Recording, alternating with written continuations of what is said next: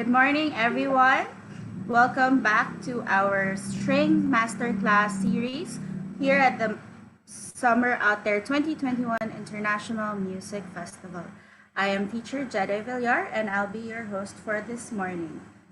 So we are now live here at the Manila Symphony Orchestra Music Academy. You may also catch the other solo and chamber music master classes at the Manila Symphony Orchestra YouTube channel and the Manila Symphony Junior Orchestra YouTube channel. Okay, so without further ado, I'd like to introduce our first faculty, Mr. William Harvey.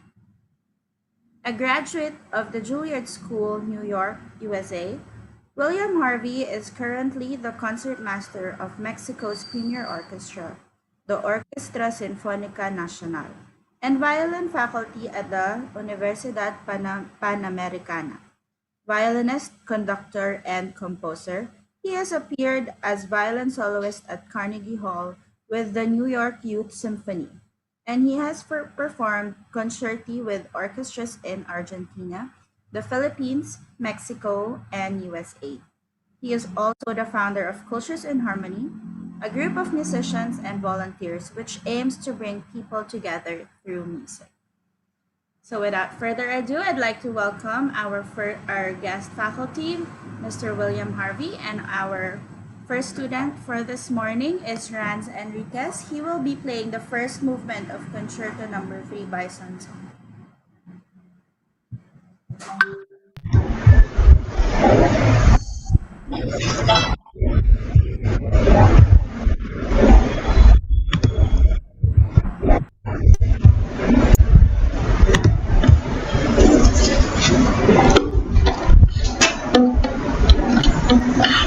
Ranz, you may start.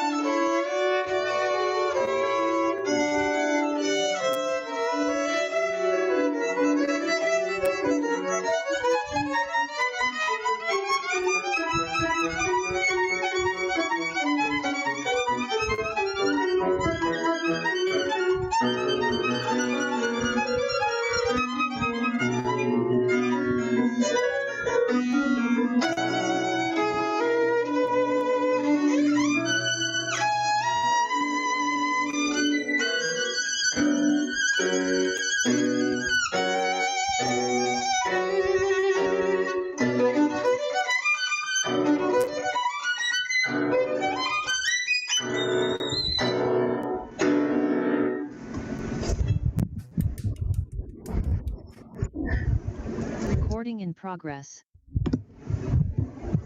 Hello. Can you hear me? Yes, Good. Well, very good. I want to figure out, were you using the music just off camera? it's an accompaniment. I thought so. I saw you looking just off camera, and I thought there's either the music there or there's a food item you hope to consume later and you're very hungry because you kept checking over there. It was one of those two. Glad to see it with the music. Well, can you tell me, if you were using the music, why did you have memory slips?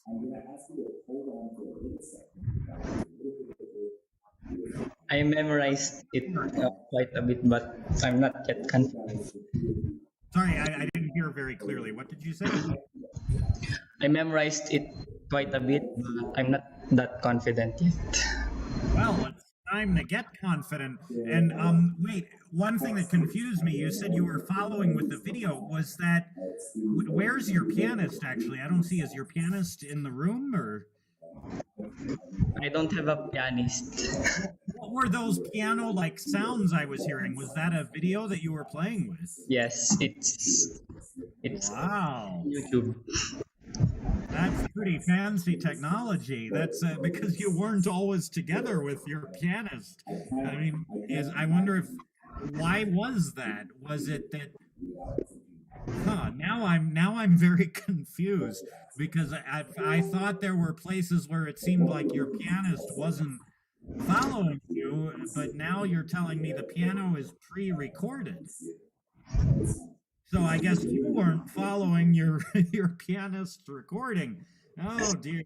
Do you prefer Jared or Ron's? Runs. Okay, good. Well, I think yeah,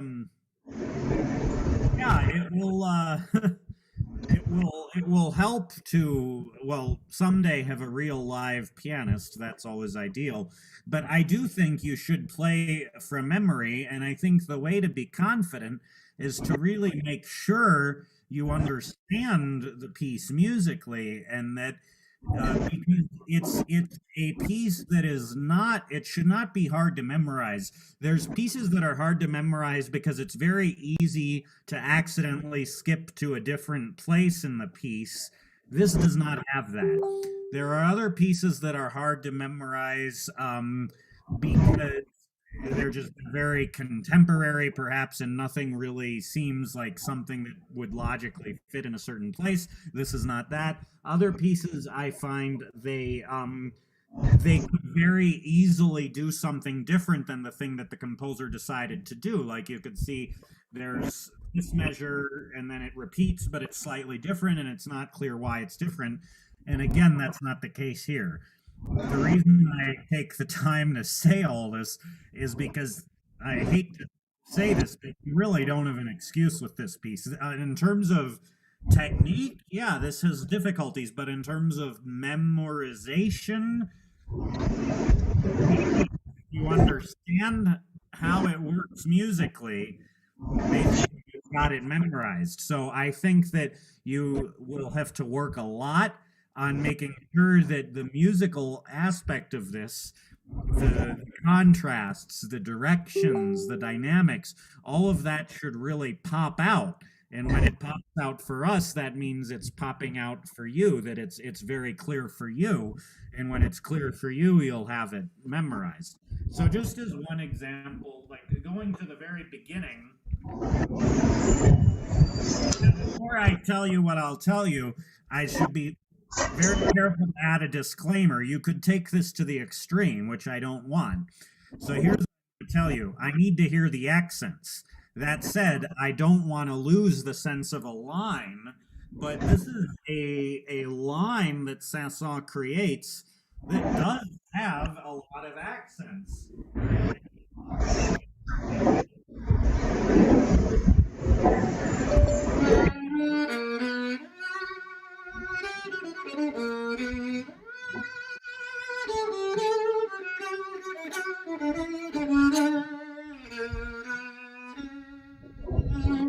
There's a lot of accents in that, yeah?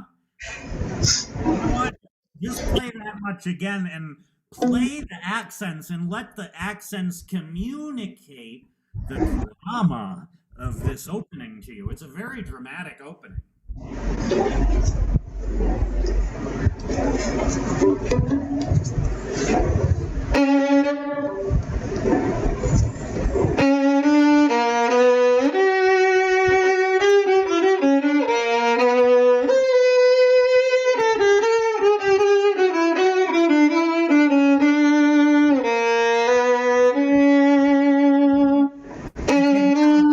want you to be a little. You can be more free because the orchestra is just going, yeah, and so you can do some rubato here. That I mean, obviously you can't totally distort the rhythm, but within the constraints of the rhythm, there's a lot of freedom. For instance, the very first measure, you go ba ba ba bum. I don't know. I think I want you to feel inspired to do something that's more dramatic. What gives you license to do that? Well, the fact that the orchestra is just doing a tremolo and it says appassionato. I mean, gesture. Maybe a little bit longer the first quarter note than the others. Yeah.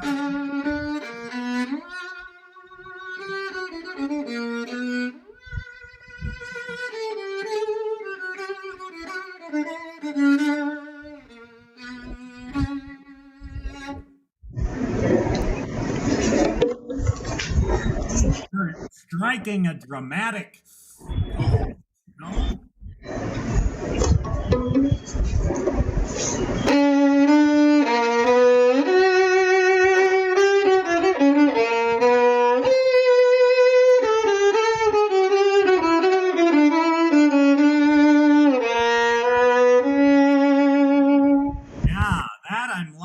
See, you have to, especially when it's over Zoom, and Zoom reduces all of the dynamics a little bit.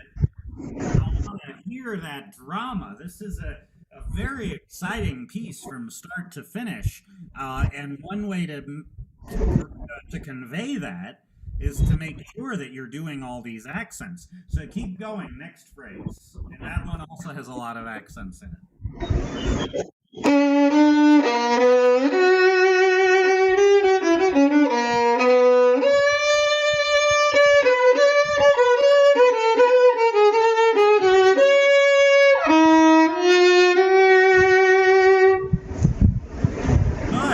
Now, when you keep going, sometimes your passage work, by which I mean when it's everything is an eighth note triplet or everything is a 16th note, you know, that stuff, it gets a bit metronomic.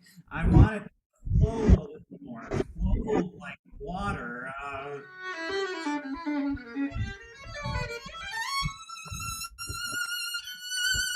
Be very clear about what your destination is. Where are we going with all this? Well, the first time we're going to F sharp, right? And then the second time,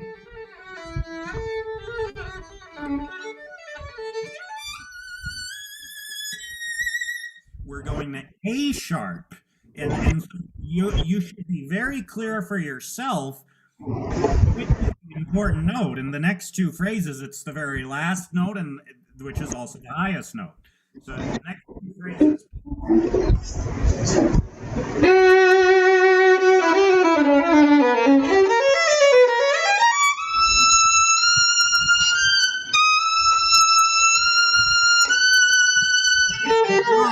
Here's what I heard.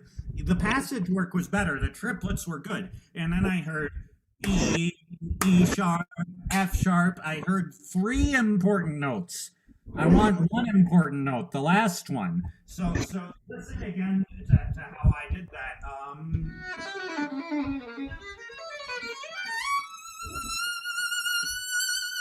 The note that gets the most volume, the most vibrato, and the most intensity should be the last note. Don't make the three half notes equal. It's not. It's. Yeah?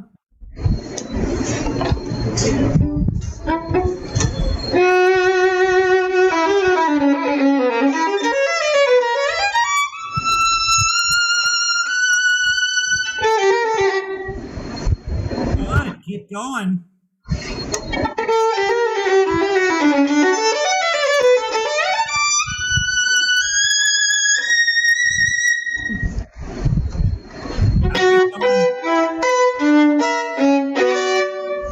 That sounded like you needed to get through the notes because you've got like a dental appointment to get to. You don't. Your teeth are fine. So each one of those notes, I want to hear the accent and the drama. Yeah. Yeah, and then later.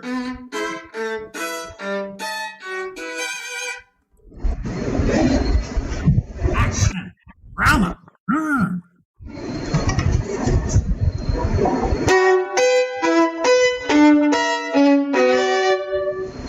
So that.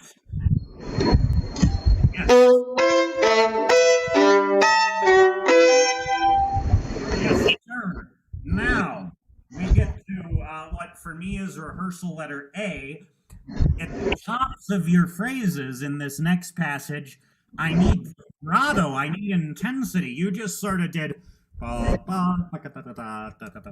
Yeah, no, I need. Yeah.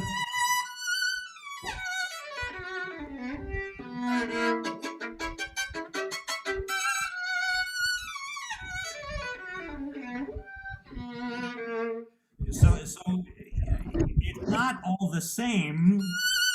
That needs to really sing for.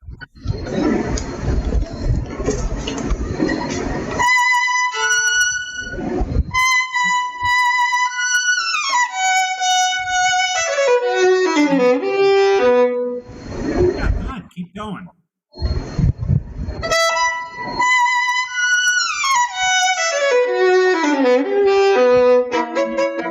Think of it like this. Think of it like this. You've got a dial, like on a record player or CD player.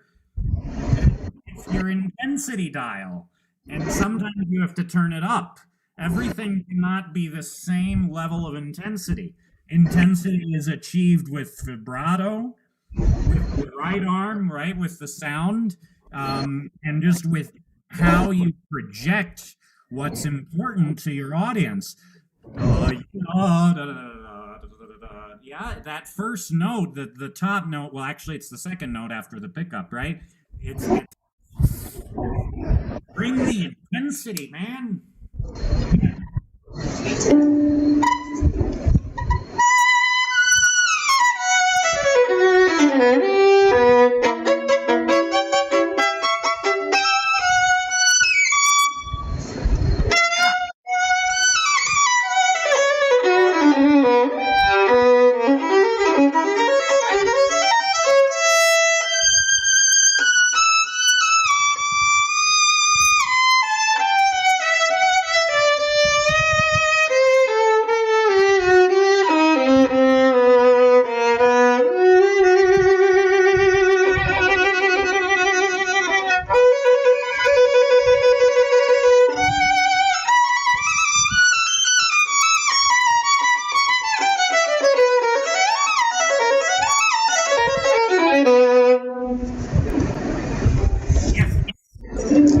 Good.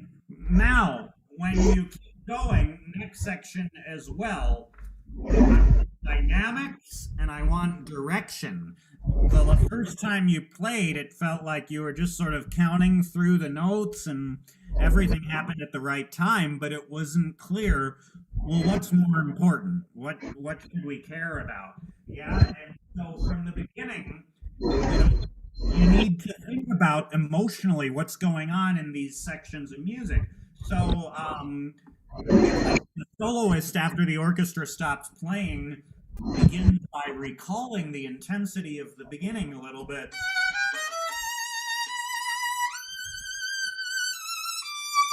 But then you calm down a little bit. And now you're tranquilo, you're tranquil, everything's good, but you're not really sure what to do or where you're going.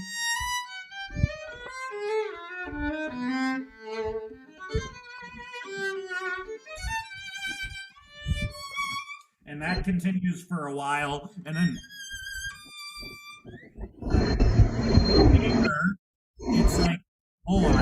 I'm totally lost. Where am I going?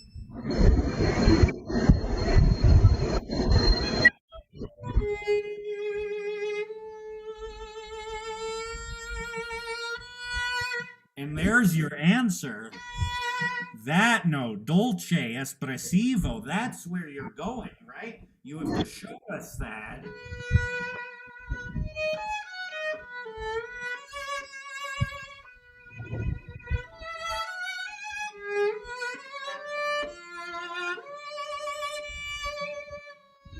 Yeah, show us this. Enjoy it. It's beautiful. Yeah. So you're gonna start that section now, and it's nothing beautiful. At the beginning, it's like, yeah, you're still in the same mood you were in from the beginning, and then down, the beautiful section, right? So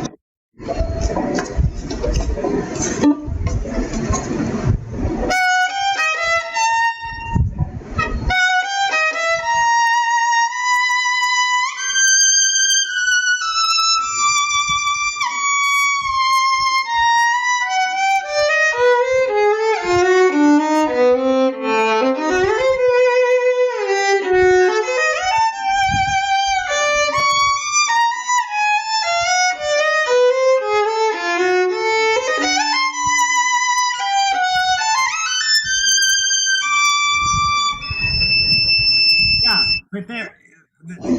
I don't know if I like that bowing. You end up on the harmonic on a down bow, which makes the harmonic sound very much like an arrival. I would see how to end on the harmonic, how to end up on the harmonic with an up bow.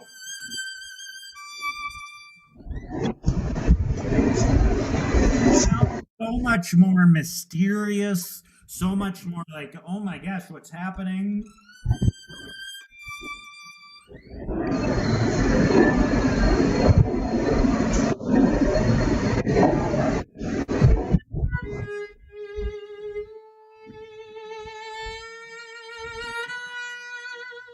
Yeah.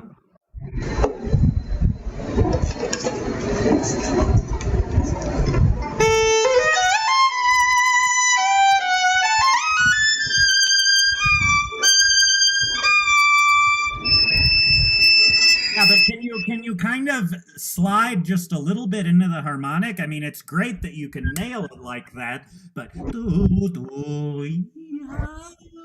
and why do I say that? Because listen to what happens if I try to sing it. There's a tiny bit of a slide there. I can't hit that note without. Right. The violin is a very vocal instrument, and one of the great things about this piece is how Saint-Saëns uses that to create a piece that honestly no singer could sing. It goes way too high, and they'd break the glasses, right? So,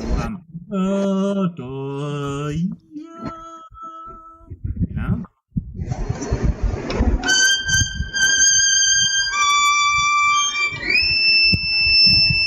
Yeah. Also, another thing, I'm surprised a little bit that you are crossing strings. A G natural, is that a third finger, and then you go a fourth finger on the A string? Is that what you were doing? Yes. Why not try a third finger and then first finger on the E string? Yeah?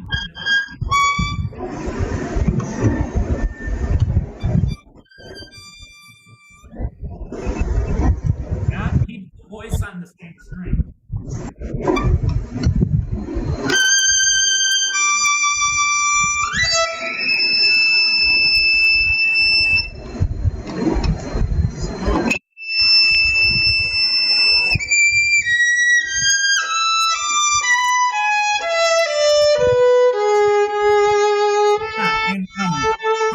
As we're on a journey, you and I, and the journey is to figure out how you can show the audience what's important in this piece, what matters.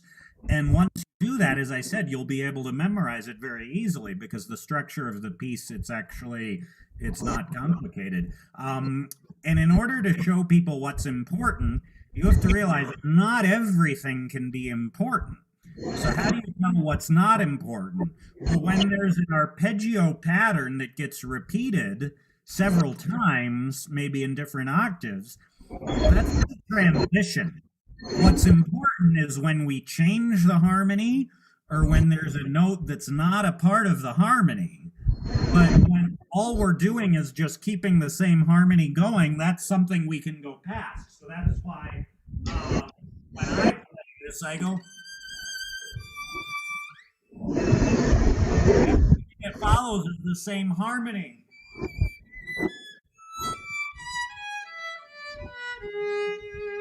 Until here. So once we get to, then it's a different harmony. But you were going like this.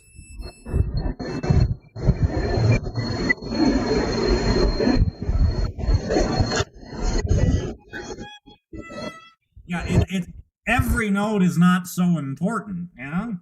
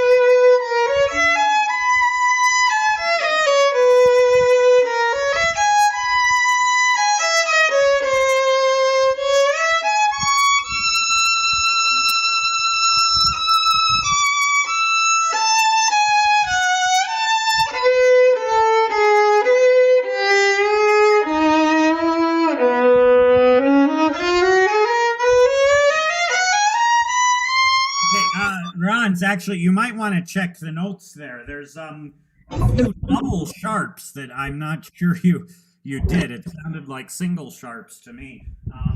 It's a very weird sort of way of writing that.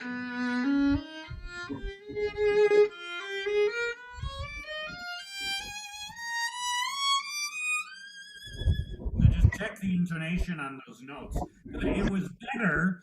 I still got the feeling in the Dolce Espressivo, every note got basically the same vibrato in the same volume or dynamic level. We gotta hear more variety. We gotta hear a sense of direction, right?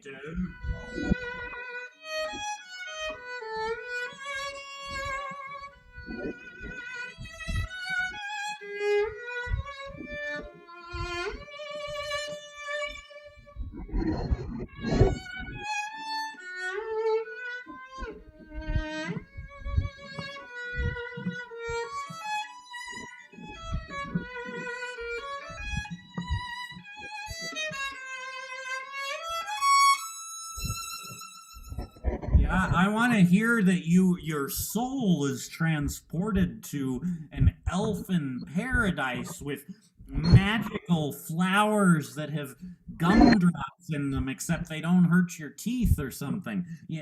Take me to Fantasyland here. I mean, this is not normal music. This is unusually good composition on the part of Sanson. Yeah.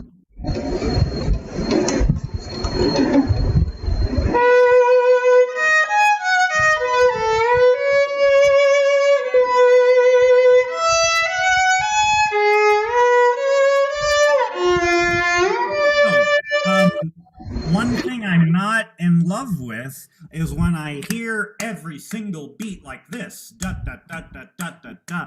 There are people who go to a concert just because they want to clap along with whatever music is happening. I'm not one of those people. And I don't think Sanson was either. In fact, that sort of concert didn't really exist when he was alive.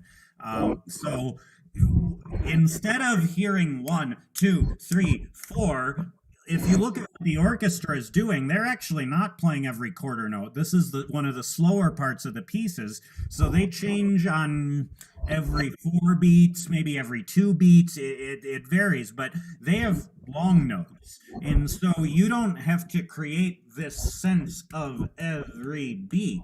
You can, let's see.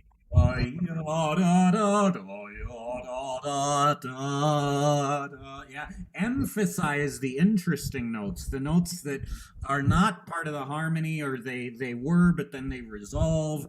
Yeah,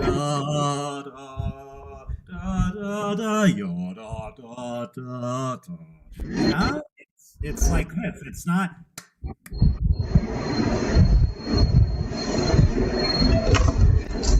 Perceivo.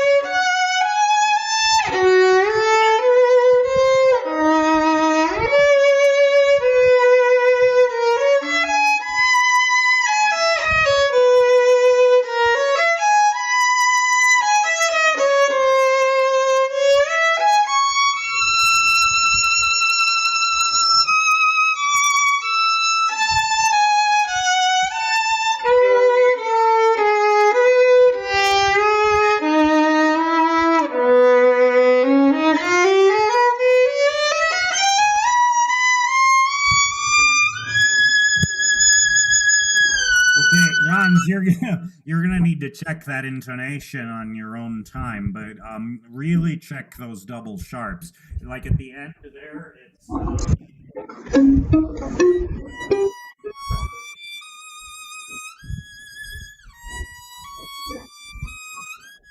you played something slightly different. Just play those last 4 notes and then going on.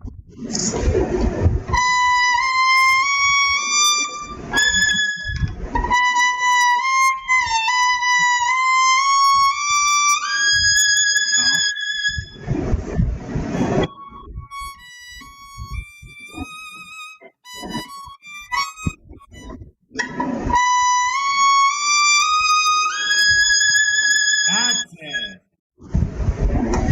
Yeah. Now going on, we've got right? So I need to hear that.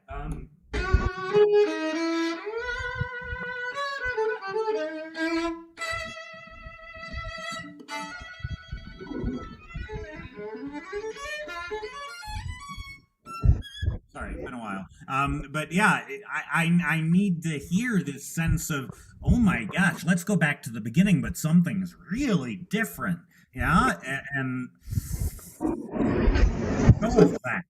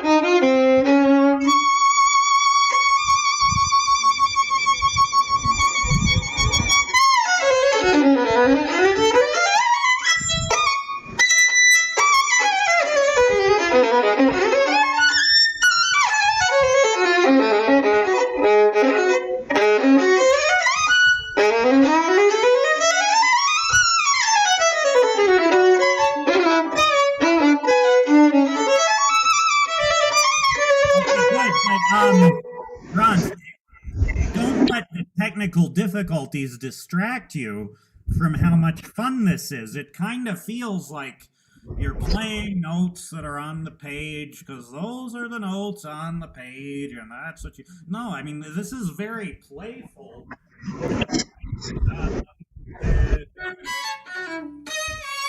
It's like you're doing a dialogue between two people, and they're like, "Oh yeah, oh yeah, oh yeah, oh yeah, oh yeah." It's kind of like an argument or something, and you can play around with that, and then it gets, they go,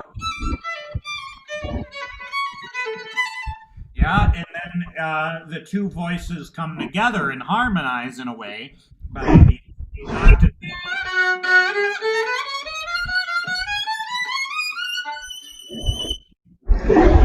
This is playful stuff. This is fun stuff. This should be filling out paperwork so that you can renew some sort of government document. Yes, this is supposed to be fun. Yeah, and I can tell you've practiced because your intonation is usually pretty good. But I would, yeah, that's the first part. You learned the notes. Congratulations. I'm proud of you. Now you're supposed to have fun with it. Yeah? I hear that.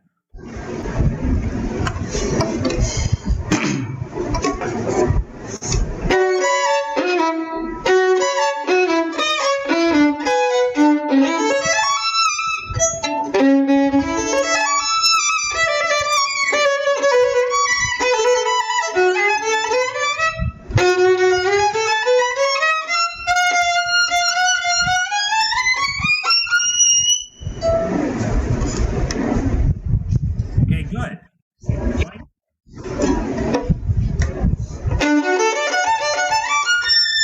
Okay, but there, it sounds counted. Yup, up, up, up, up, up, up, up, up, up, up. Why not something that's a little more irrational, a little more risky? Yeah, I mean, I played out of tune, but who cares? I had fun. Yeah. Yeah, I mean, this should be exciting. It's not tucka-ta tucka-ta tucka-ta tucka-ta.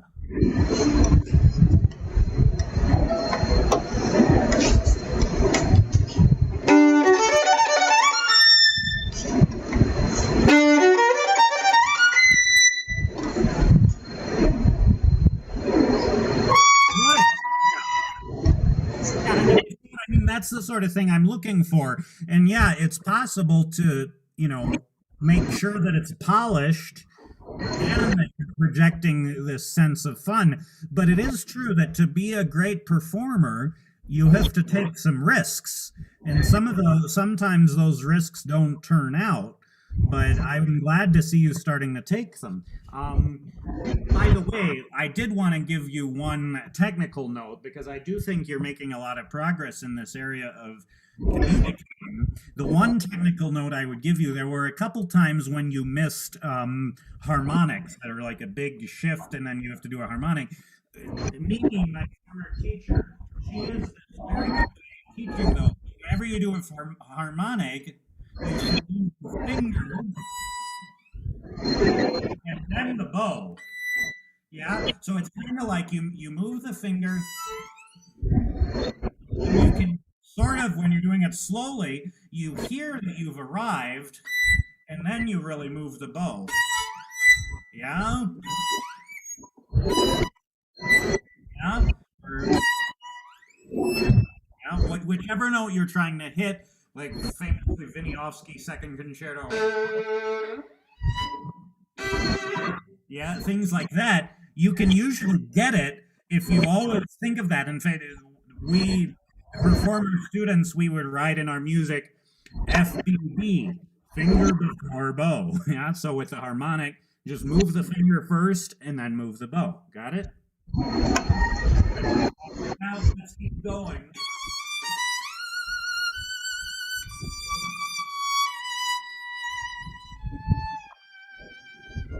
Yeah.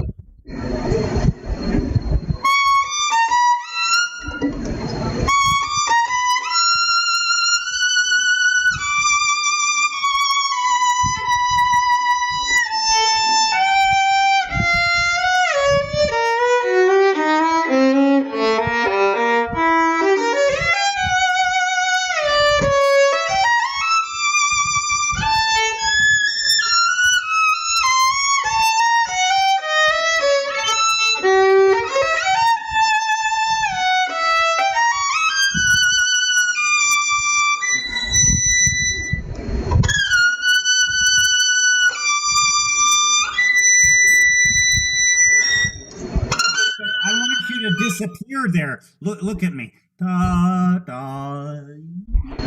It be a special moment. It's not da da da. It's da da.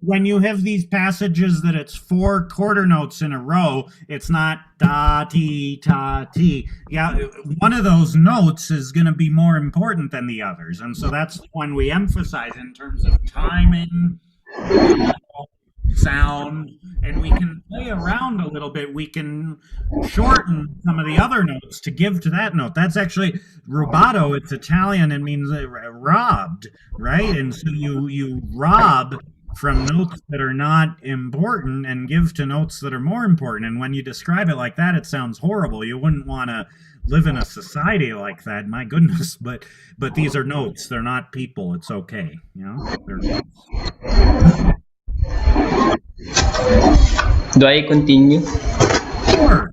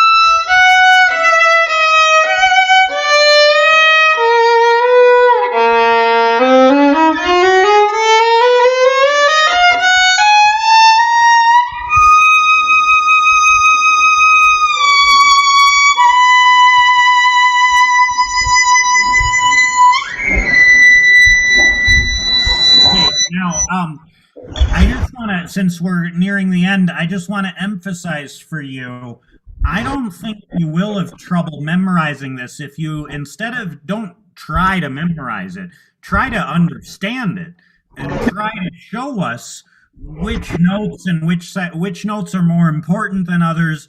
Try to show us the emotions that you're trying to convey in each part of it. What is this about? What is the emotional narrative of this? Why should we care? What makes it exciting? Show us these things, and by doing that, you'll be showing yourself. And this is actually a really easy piece to memorize. It's got some tricky things technically. Yeah, sure, octaves and arpeggios and fast stuff, all of that. But memorization should be easy, and the fact that it isn't for you right now leads me to think that you have to make sure you're communicating this piece. It's a very expressive piece. It's got a lot to say across a huge range of emotion. Feel comfortable doing that, even if it means taking risks that might result in an occasional out of tune note.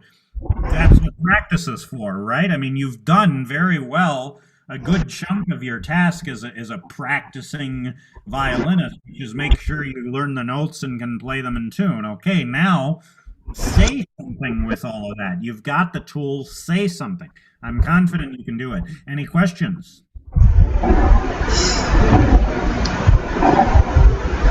I don't have any questions. Don't have any questions? Well, that's better than I've always got questions. What is the meaning of life? What are any of us doing here? That sort of thing. But you know, music is always a good answer to that, and especially this piece. This is a really, really great piece. So enjoy it and show us that you enjoy it. Okay, good. I Wow. Thank you so much, William. Sir. Thank you. Congratulations, Rans. You did great. You have a next class, William? yes. Oh, okay. Oh, all right. I'll we'll see you again soon, maybe Yes. later or in your next class. Thank Technique as you. well. Yes. Bye. All right. So, while waiting for Miss Kimberly, um, who's this? Jerome? Can you try to sound check first?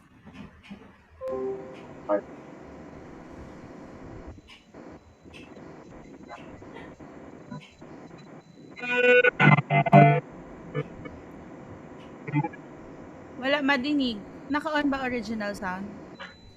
Pag naka-blue ba, ibig sabihin Ano? blue po yung color ng button. Ano? Sorry ulit? Kapag blue po yung color ng button, ibig sabihin po naka-on. Hindi. May makikita. Anong nakasulat sa taas? Turn on original sound. Turn off.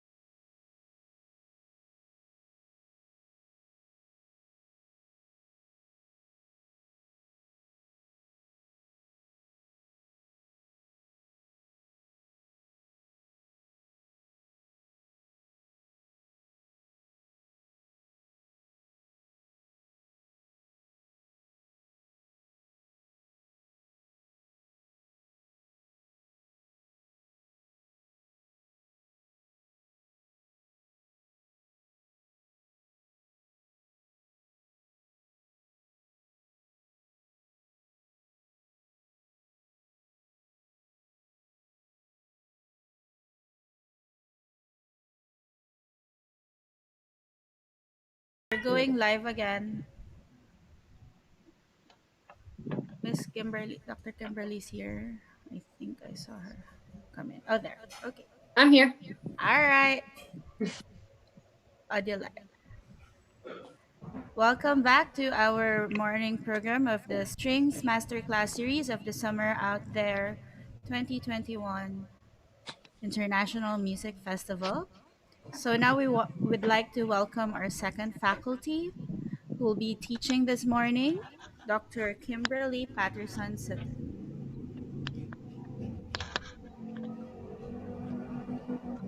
Okay. Dr. Hailed by the Chicago Sun-Times as superb cellist, Dr. Kimberly Patterson has earned recognition for his artistry as a solo chamber and orchestra musician.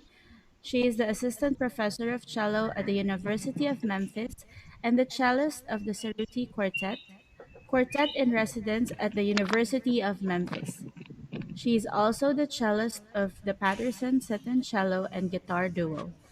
Their debut album, Cold Dark Matter Music for Cello and Guitar, was released by MSR Records in 2013.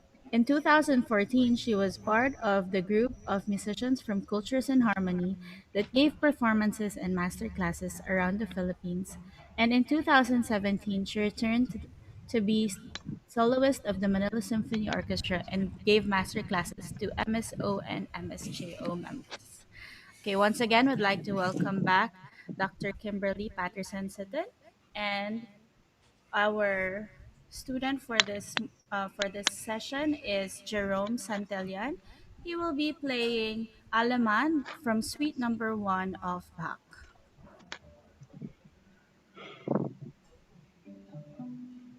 Hi, Jerome. Hello. Nice to meet you. Likewise. Um, I was just wondering. I'm hearing an echo of my voice and in your in speakers. Is it possible to get it off? I'll try. So it's not a big deal, but I'm not in love with hearing my voice.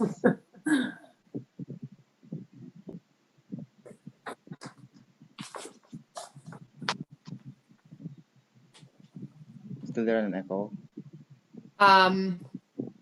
Yeah, but it's all right. We can just play. All right. So Almond. Both repeats. Um, I usually do AAB. Okay, sounds good.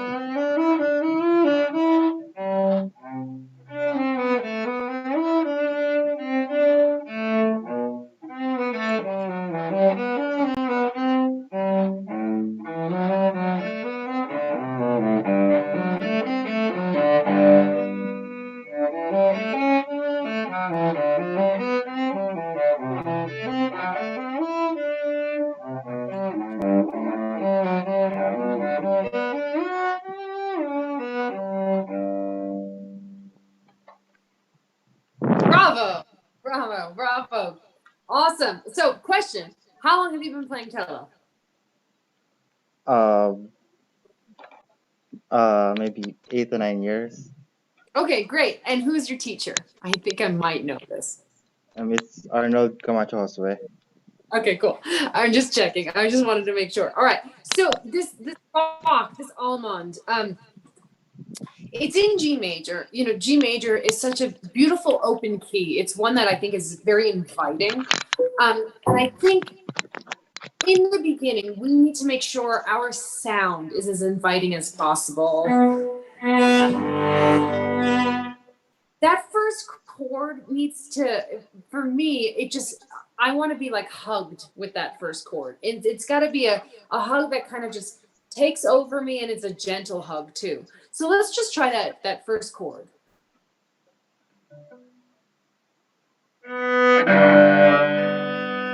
Good. Now, the way in which we are entering, or I would say starting the lower two strings, you come in kind of fast, and then you kind of slam the bottom two notes. What I'm hearing is this. Instead of this, a soft pull for the down bow. The very beginning of the down bow needs to be soft.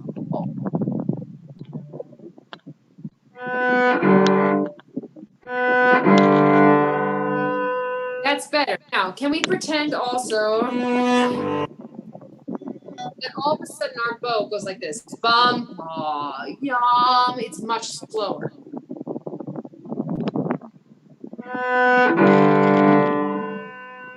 Oh, I like that sound. That was a better sound. It was less of a hit.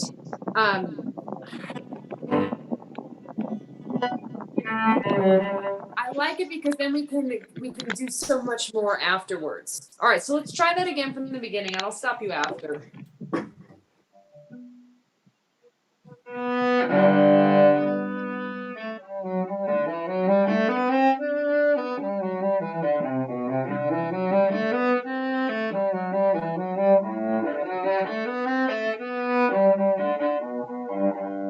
Great. Okay, so I'm gonna imitate you, just because sometimes it's much easier to do this, and I want you to tell me if I'm making certain notes speak out more than others, and if I'm making it if I'm making certain things not as special.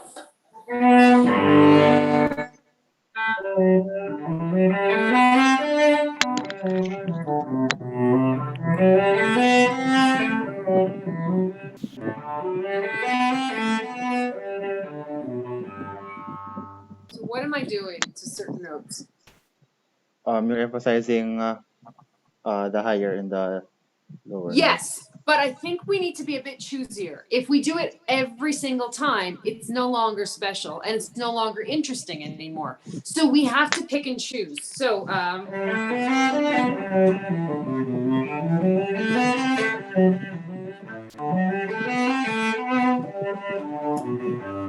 that place in measure number 4 would actually seem like a more logical place to do it, because all of a sudden it's not running notes anymore. We have these nice tied or kind of triad things going on. So let's wait on elongating notes until the downbeat of 4. All right. Let's start from the beginning.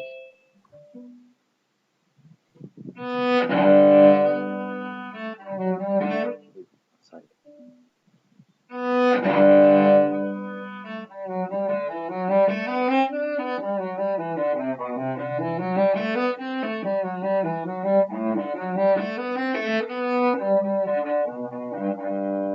Yeah, that was really nice, Jerome. That made it into a really beautiful sentence. And so that it wasn't like always catching your breath, catching your breath. Great. Okay, now I have one other thing to talk about. The very beginning note is a 16th note, right? Yep. You were playing it like a very generous 8th note, possibly a little bit more. So if our tempo is ba-bum, that's how it should be. Yum yum. It's a pickup, and it's a quick pickup into that downbeat. We really want to, and of course, as cellists, we want to elongate it, but it's got to be pretty quick. All right.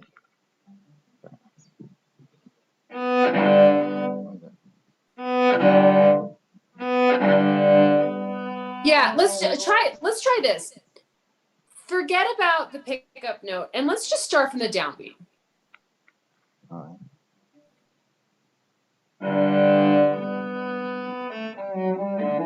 Good. Now, are we thinking about the downbeat being starting from the bottom notes? Like, or do we want those to kind of be more of a pickup too? So, one. Do we want the downbeat to be on the top B, or do you want it to be on the bottom notes? On the bottom notes. On the bottom notes. Okay. Because of that, I think we need to make those bottom notes just a bit faster so that it all can be within one beat. Because it's right in time then, right? So one. So let's try that. Ya da da da da dum. Yeah, that's the right feeling now. Now. Ba, ba, ba, ba, ba, ba, ba. So I want you to think da da da da da da da ba bum.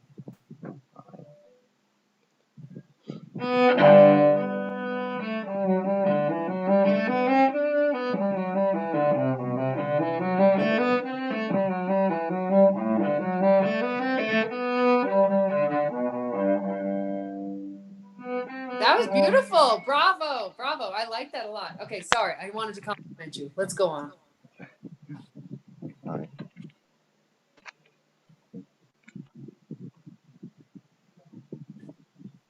We can go on right from there. Okay. Actually, no, I take it back. Do it from the beginning again because that was really beautiful. I liked it. Alright.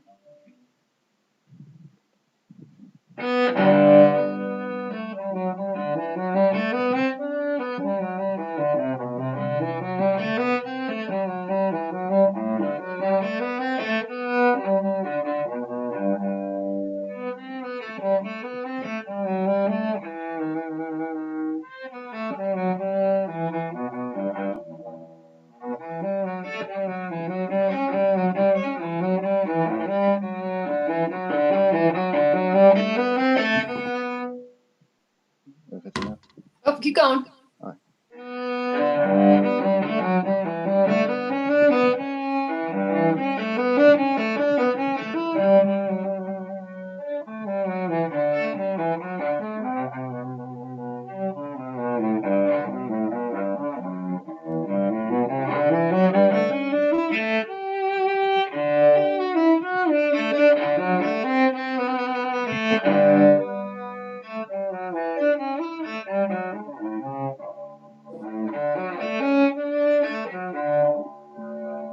Yeah, bravo. Okay, now let's go back.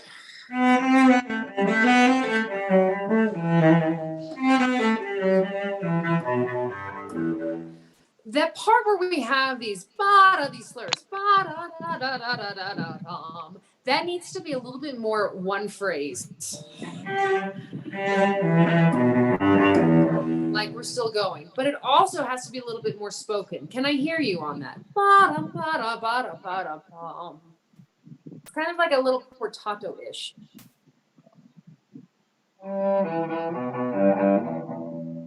Great. Now, can we emphasize the slurs a little bit? So you're going to go ba, release, bum, ba, release, bum, ba. Release that bow. Alright.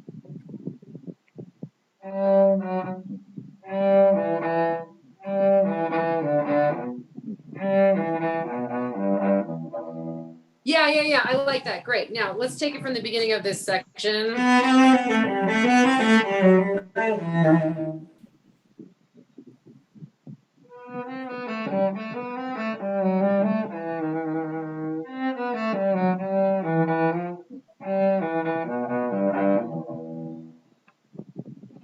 Good. Keep going.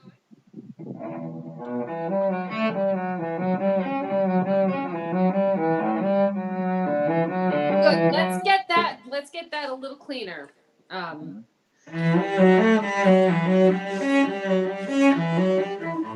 It's so tricky, those C sharps, because they're on the A string, but we have to remember that those C sharps need a little bit more bow. They need a little bit more love to speak.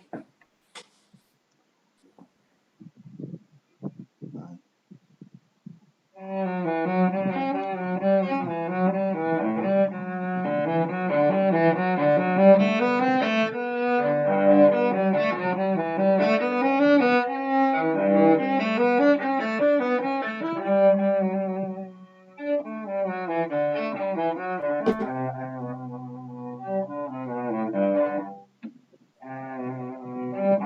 Great. Now let's talk about the trills and the speed of your trills. I think if the speed of the trills are not fast enough, we kind of lose that joyfulness. They just kind of sound a little like hard work, and we don't want things to sound like work, right? Wait,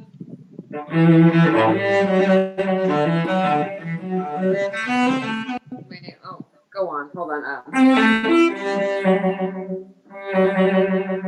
It's the end of the trill for me that all of a sudden, for when you're playing it, gets slow.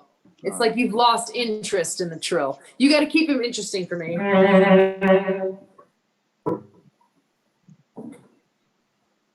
I don't have a good place to start right now. Actually, no, I do. Let's go from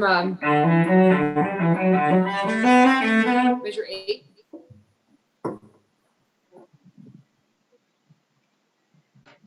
Where again? Sorry. Measure 8.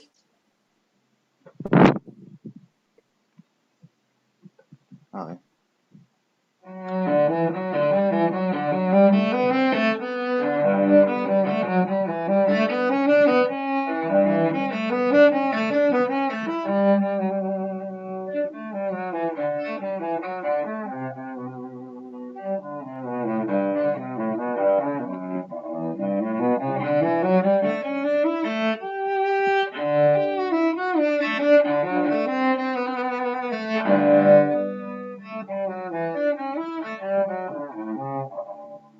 Great. All right, cool. Couple things here. So you're vibrating throughout this movement, right?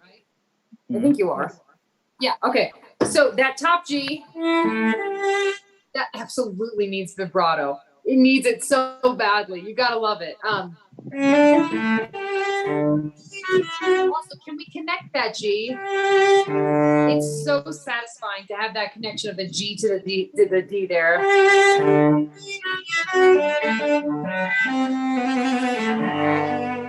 Try that.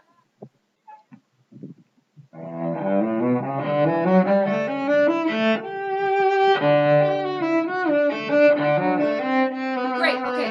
Now, in that measure, I can't hear any slides, meaning I don't want to hear any slides. Are you going 4 3 1 4 1? 4, 3, 1, 3, 4. You're doing 3 1. That's okay, but I don't want to hear the shift.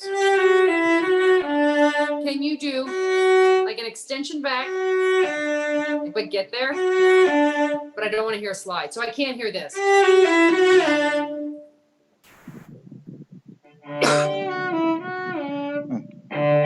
that's what I don't want to hear. Yeah. So let's try a different fingering. Let's do 4 3 1 4 1.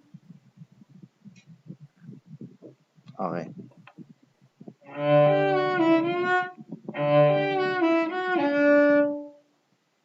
Try it again.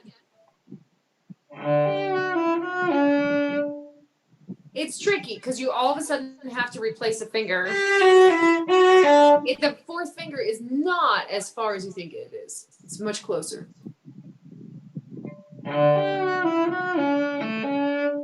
All right, now let's go back to the other finger in 3 1. You hear the difference of this to this. We want it clean, so I don't want any sliding. Try it again.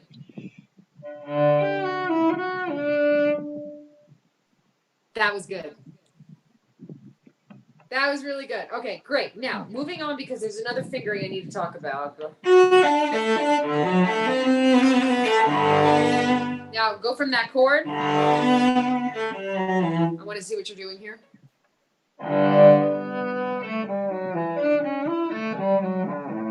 Okay, this I actually do want to change this, and I know Arnold would absolutely agree with me for this one. 4 3 1. Now 2 1 4. So take out that shift of 4 3 4, and I want you to go 4 3 1 2 1 4. 4 2 1. So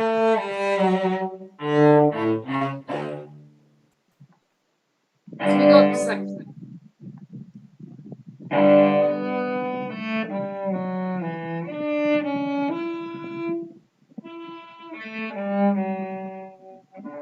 right, so it's 2, 1, 4, and then 4, 2, 1, stay there, and then you can go to first position. And the re is open. The re is open, yes. The la is 4.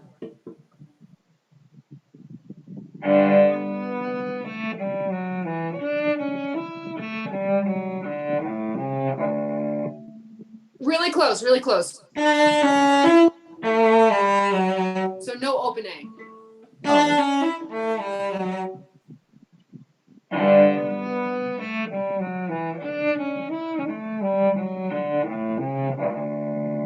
Yeah, that's great. If the 4, 4 is too much of a trouble, then yes, the open A is fine. But definitely do. That's the big one, is the 2, 1, 4. Because then we don't hear this. We're going to hear a big slide no matter what. Okay. I generally don't change fingerings because they're really personal, and I feel like you should be able to do the fingering choice that feels good for you within reason, as long as it's not like 1, 1, 1, 1, 1, 1, 1, you know, just playing first finger everywhere. But it has to work, and it's got to be in the style. So for Bach, we don't want slides. And so if our fingering choices are creating slides, I think we need to take a look at it. But that one that you did right there, that's actually not the most economical fingering. The one that I gave to you is a way more economical, where you just go from position to position and it's all there. I understand. All right, so do that one more time and finish this until the to that repeat sign.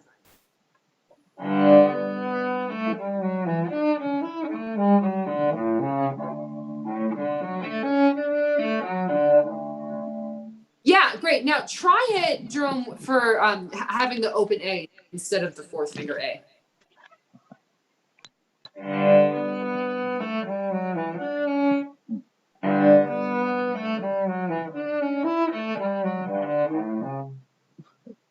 You know, I like the open A better. I would do the open A. Okay.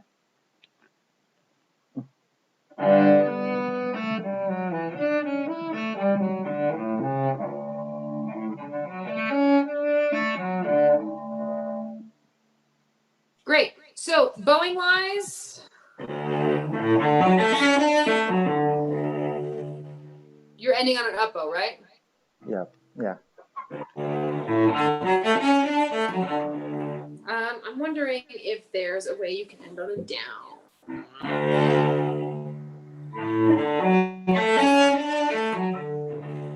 I won't change it. But anyway, let's go on. Sorry.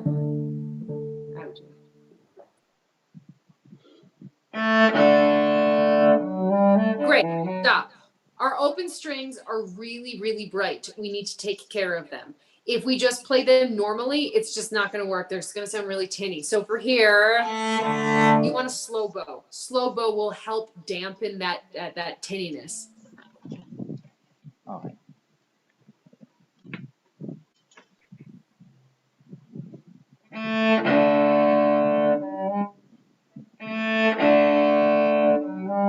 That's a better sound. Now we need to think about the right rhythm.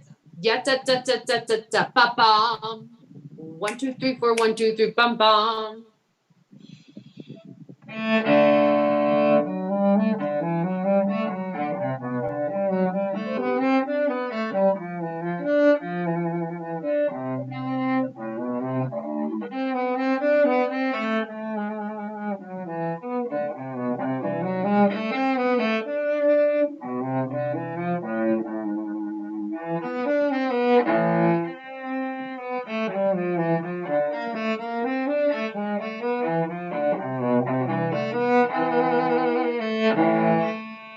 Great. All right. So let's talk. So this whole section, we're in a minor, right? So it's a little bit stormy. Well, it's coming up minor. Sorry. Can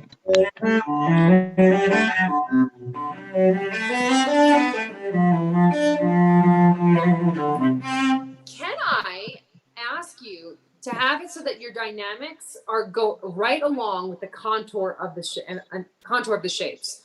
So for Bach, what he does is this. Our notes are going up in pitch. Therefore, we need to crescendo. Go away.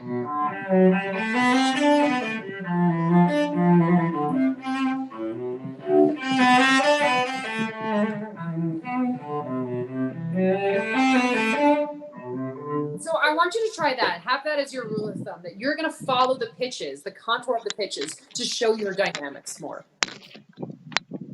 Okay.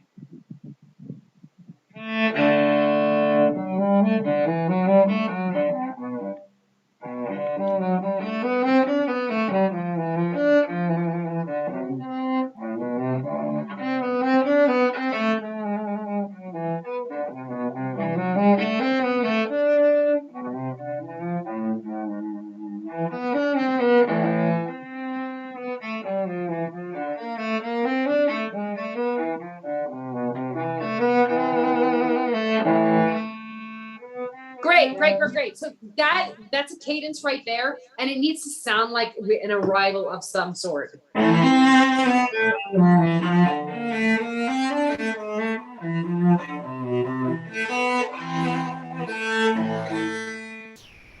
So that downbeat is the arrival. That needs to be a lot bigger. Then I'm also wondering, in this measure, what about on that B flat if we kind of did a pseudo piano? Because we're not expecting that B flat to come out of anywhere.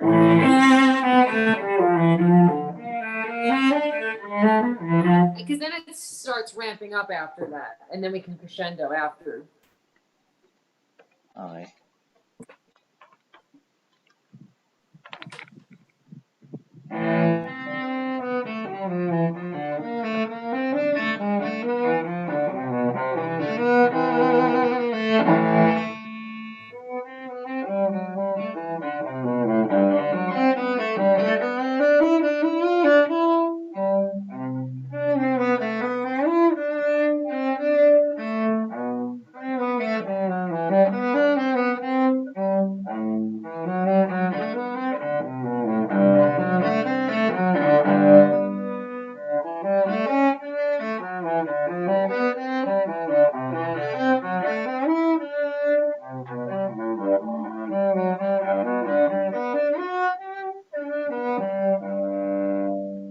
Yeah, so I love this with Bach. He always does it. He could basically end the whole piece at the downbeat of the last measure, but he chooses to kind of have it. It's just like it's like a mini coda, right? So we could end here.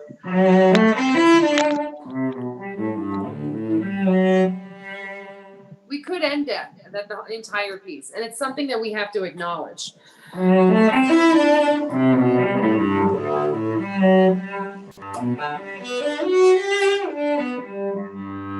I think we need to make more of an event out of that downbeat, because the rest of the part, it's almost like an echo in a way.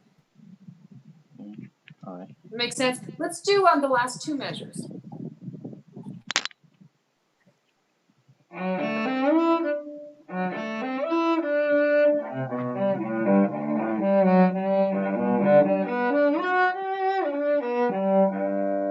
Great. So Jerome, what I want you to try and do is I want you to do a crescendo into the a crescendo from the last two notes of the measure before the last into the downbeat of the last measure. So it'll sound like this. And then we also want to elongate the notes so that they're really connected and legato. All right.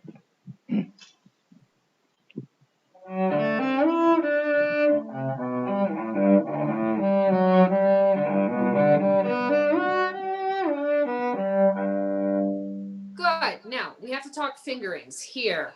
Same thing. 1/4. Not 2/4. Because I will hear that. Okay. Yeah, so 3, 0, 1, X, 4, 2. And then you hop on over to a fourth finger for the C. All right.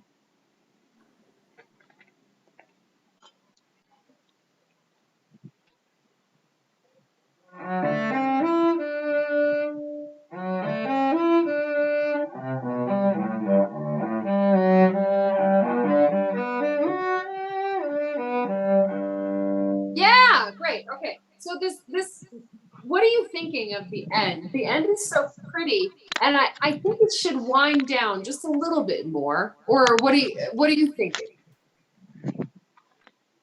Um, I just slow down at the last 5 notes. The Yeah. last bar. Okay, so hold on.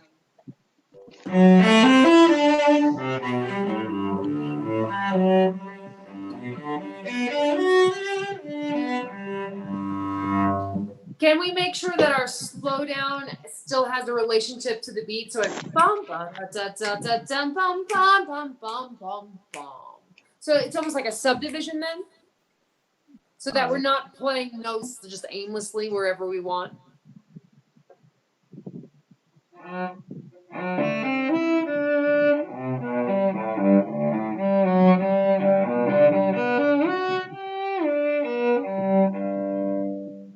Yeah, bravo. Now, the notes that you think you're vibrating on, you're not vibrating on nearly enough.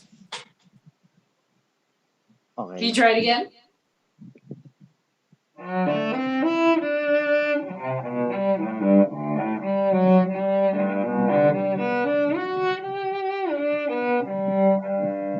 Yes, that was much better. Great. Okay, now, Jerome, I want to do something. I want you to perform the whole entire movement again.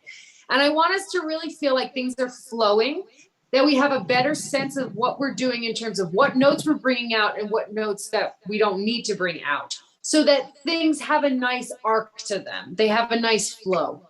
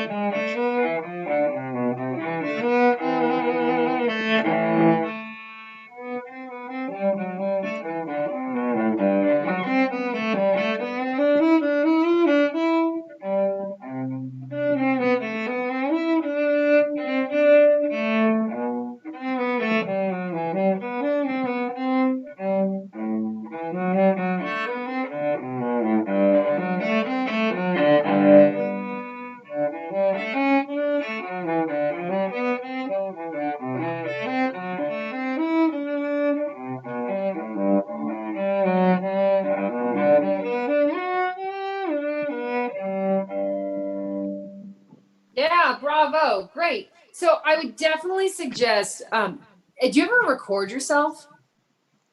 Sometimes, yeah. Yeah, recording yourself is really it's a really helpful tool. It can also be really cruel in that what we think we sound like is so different than on what's on tape. So it's so mean sometimes. But just to get just to listen for any of that those little noises, the little sounds in between notes. We want to get it really clean. But I'm wondering, as you were playing, are you counting in 4 or 2? In 4. I'm wondering if you counted in 2, what it would sound like and what it would feel like.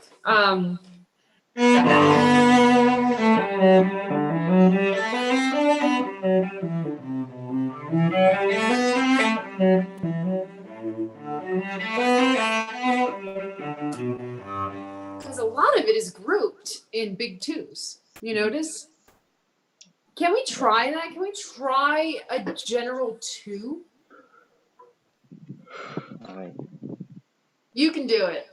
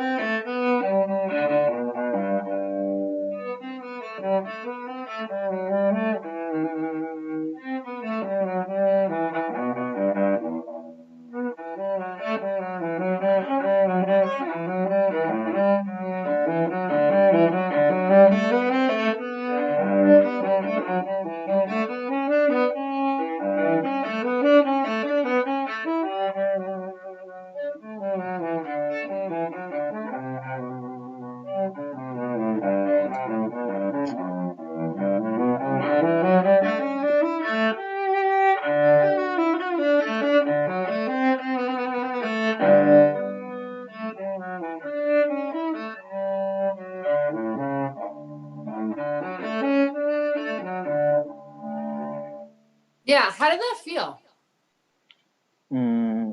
It feels more active, I guess, because it keeps on 1 2 then 1 2. Yeah, it's more active, and frankly, I think it just flows a lot better.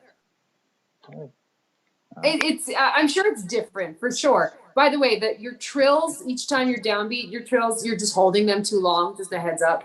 But I like that too feeling a lot, Jerome. I think it softens it up, but it just keeps it moving, and also like it has a much better contour of the hills and the valleys. You know? Sure. Yeah, I like that a lot. Well, bravo! This is awesome. Are you playing tomorrow? I'm not sure. Okay.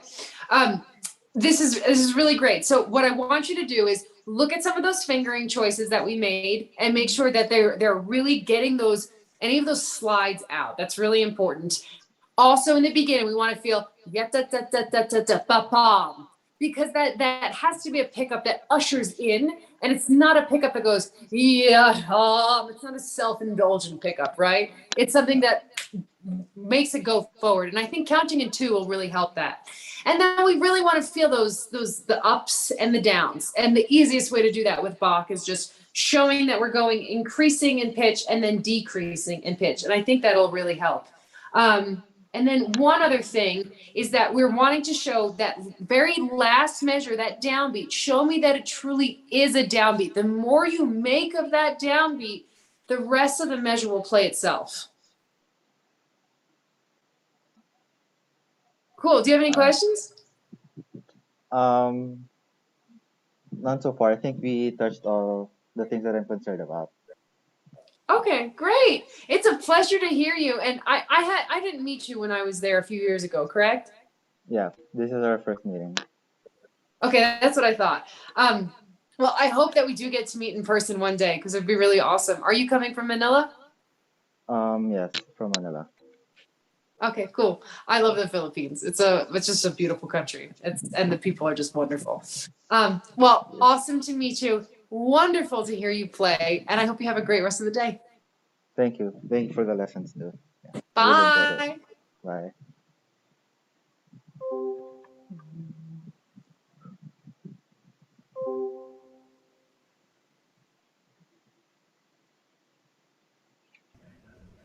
All right. Thank you. Thank you. Thank you so much, Dr. Kimberly. It's so nice to have you back here again.